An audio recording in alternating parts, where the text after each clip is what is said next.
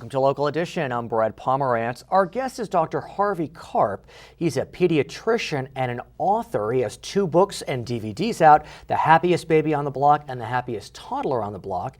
And I have to admit, I'm thrilled you're here. I have a 5-year-old and an almost 3-year-old, so I'd love to get your insight. Let's talk about an issue in the news, and that's the issue of spanking.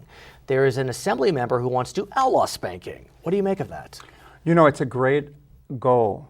No one should hit their kids. It's really just kind of, it's from the past. It should be left in the past. But it's a terrible solution. You can't legislate this type of a thing. 90% of parents in interview studies say that one time or another they hit their children.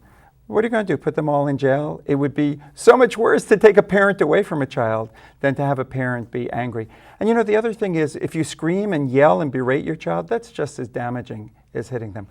I want to talk to you about, you have alternatives to spanking, and why don't you give some insight to us? Sure. The concept in The Happiest Toddler on the Block is that toddlers are not so much little children as they are little cavemen, which is kind of a joke, but it's also not a joke. Anyone who's been around toddlers, yourself included, knows that they're uncivilized. They'll scratch your face when they're mad, they'll pee anywhere they want, and our job is to civilize them. It turns out what I've come upon is some very simple ways that are communication-based that can eliminate 50 to 90% of temper tantrums within a week and help kids to be more respectful and more patient. Give us a couple tips. Well, the biggest problem that parents do when they're upset with their child is that they try to communicate with logic and kind of adult language. So if the child wants a cookie before dinner, we'll say, "Sweetheart, I know you want the cookie, but we have to wait. It's dinner time." Respectful, caring, but it's over this child's head because they're like little primitives. So you use short phrases, repetition, and mirroring a little of their feeling to connect with them. So you would say something like, "A cookie, cookie, cookie, you want cookie." This is like for a 2-year-old. "You want cookie now, now." Then they look at you. Then it's your turn to give your message. But if you give the message when they're all upset, it just goes over their head. They don't even process So after you say cookie, cookie, cookie, then what? Then they look at you. Then you get to your distraction or your next step, which is, "No cookie, not before dinner, but come on, let's play with your trains." So you reward them for giving up the temper tantrum. But if you just start out with trying to convince them, it doesn't work. It doesn't work with adults either.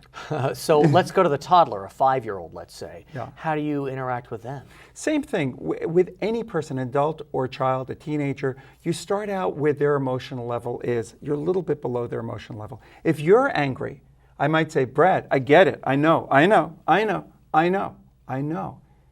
You're mad because I'm late. I understand that. Let me tell you why I was late." So I'll start out with that kind of a funny language of repetition, short phrases, to show you I'm getting your message. And then as you calm down, then I'll get into my discourse. Let me ask you, as a pediatrician, I'm sure you've seen over the years that instead of having mother at home, mom and dad are working. They have a nanny parenting. The mom and dad get home, they're exhausted. Sure. What parenting skills can you offer those parents who are both working, come home exhausted? They can't cope.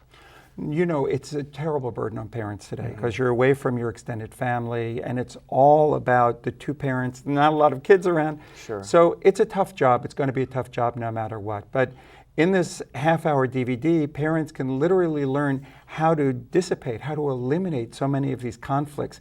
If you have a child cooperating with you, you know, it's a hell of a lot easier job. But at nighttime, I mean, I find, for example, that my kids are melting down at nighttime. You know, and I'm not the only one. I'm speaking on behalf of all, parents throughout Los Angeles.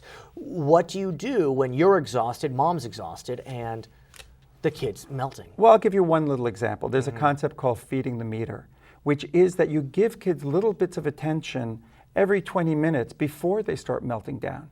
So, if a child has to wait while you're cooking dinner, then while you're eating dinner, before they have the playtime, they've waited an hour and a half, which, for a child, that's like waiting 5 hours. In our final moments, you have a website?